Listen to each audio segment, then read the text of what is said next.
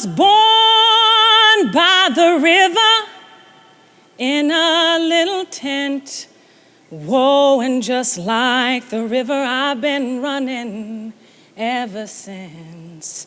It's been a long, long time coming, but I know change gonna come.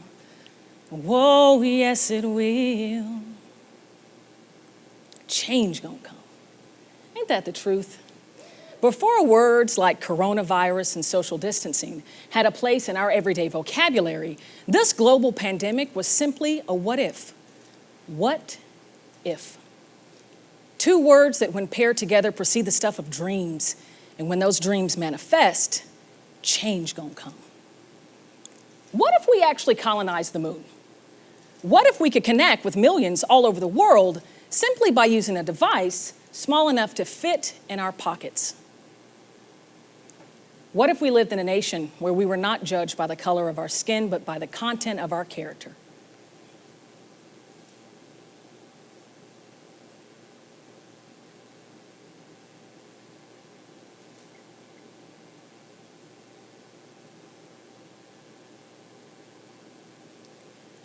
What if a flu-like virus infected over 180 countries, shutting down global economies, forcing millions to shelter in their homes for weeks and weeks on end? What if? It's often the most awe-inspiring and mystical what-ifs that can truly change the world. In an ever-changing world with its ever-evolving complexity, ambiguity, and uncertainty, what if we had the ability to access an infinite resource to fuel our growth through change? What if we had an innate tap to that same resource that has powered the greatest cultural movements and technological advancements of humankind? Better still, what if we were signaled into the best opportunities to use that power, to harness that power, to accelerate our betterment, our evolution to best? What if? I'm a chemical engineer. Before founding my consulting firm, I spent a little under 15 years working in more traditional roles in corporate America.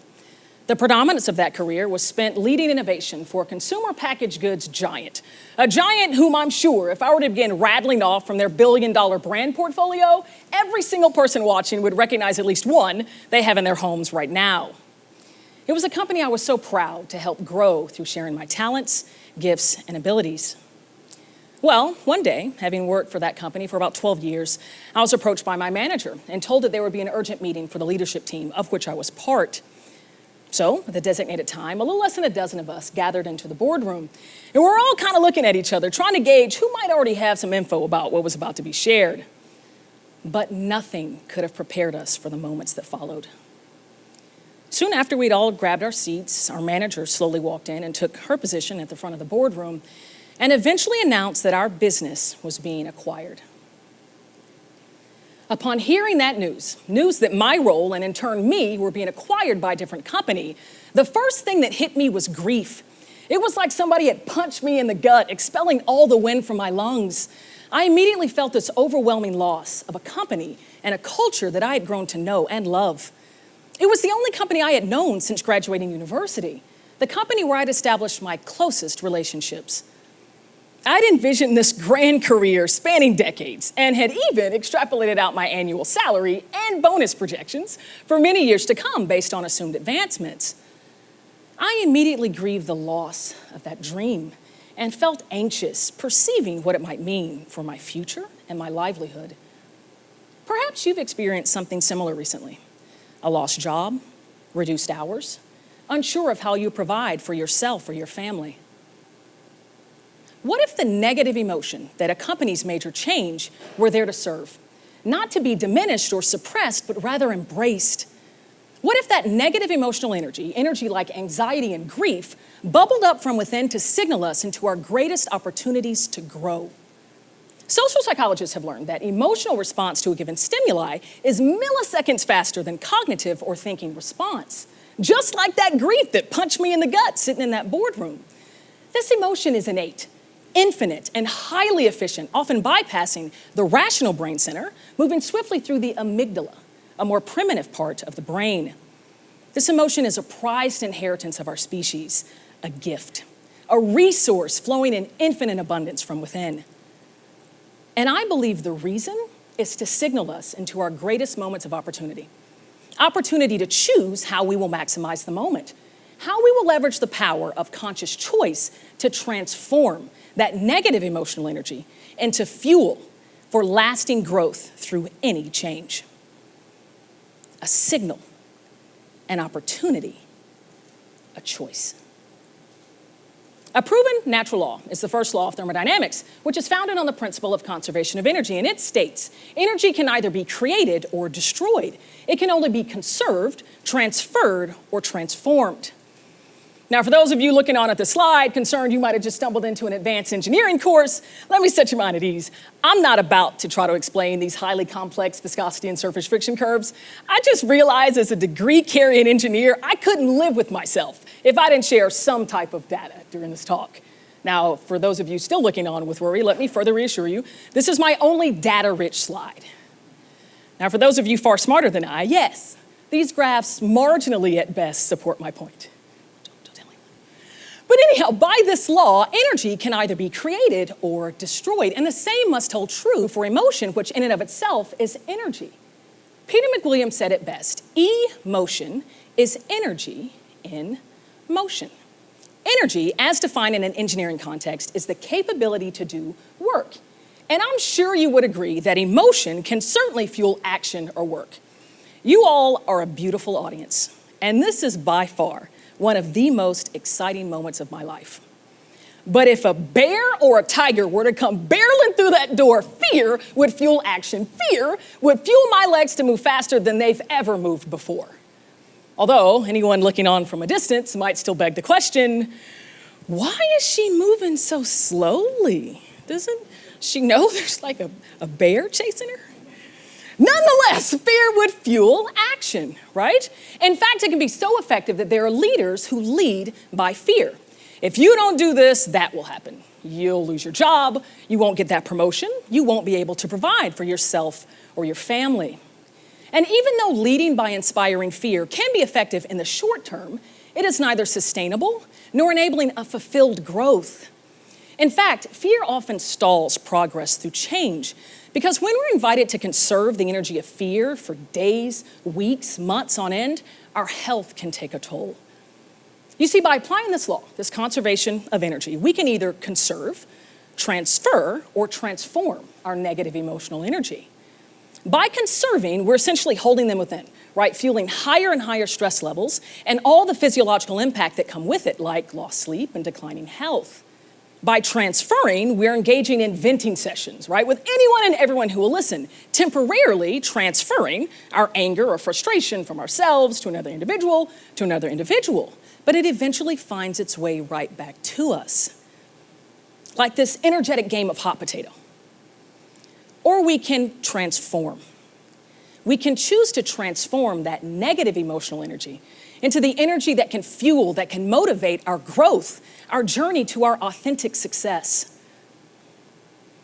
That energy is the same energy that has fueled our intentionality towards international peace, and that has enabled and motivated the life-altering innovation that is making the world a better place for many years to come. That power resides within each and every one of us. That power resides within you. The question is, how will you choose to harness it? A signal, an opportunity, a choice. It wasn't on the day of that announcement, but shortly thereafter, I embraced the grief lingering in the pit of my stomach and the anxiety stiffening the muscles in my shoulders and back to be signals blasting from a source of infinite wisdom within. Signals communicating that I was sitting in a moment of opportunity to grow, to evolve, to become better. I began considering, how can I best use this moment and the power of choice? I chose to transform the energy of grief for what I was losing into the energy of pride for what I had accomplished over those past 12 years. I chose to transform the energy of anxiety for losing my job into anticipation for what lay ahead. I chose to trust in the very fact that I was feeling that anxiety and grief to mean there was something great in store for me. It wasn't always easy, and I had more moments than I care to count filled with those signal emotions. But I ended up excelling in that new company, successfully transitioning my organization through the acquisition. I became a better leader. I became a better colleague. I became better. I was inspired to integrate this throughout every facet of my life. I quit drinking. I lost over 50 pounds. I was inspired to cultivate it, to hone it in a way that it can enable others through their growth challenges. While still working full-time, I worked diligently to build a consulting firm with this message at its core, and I'm so grateful to live each and every day on purpose, inspiring thousands through their toughest change challenges.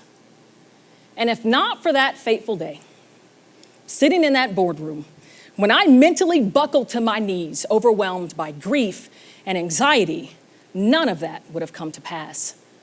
And I certainly wouldn't be standing in front of all of you on this stage in this very moment. A signal, an opportunity, a choice.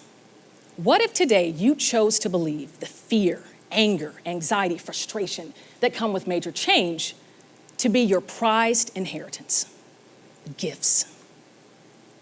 What if today you began allowing those gifts to exist and ultimately signal you into your greatest moments of opportunity to choose to transform that negative energy into energy that can fuel your lasting and fulfilled growth? What if? Well, like the iPhone, this what if has become my reality. And it's my hope that in the face of every tragedy, disappointment, devastation that change may bring, you'll embrace it as your reality. And one day together we'll sing in unison. There are times when I thought I couldn't last for long, but now I know I'm able to carry on. It's been a long time coming, but I know change gonna come. Whoa, yes it will. Be well. Thank you.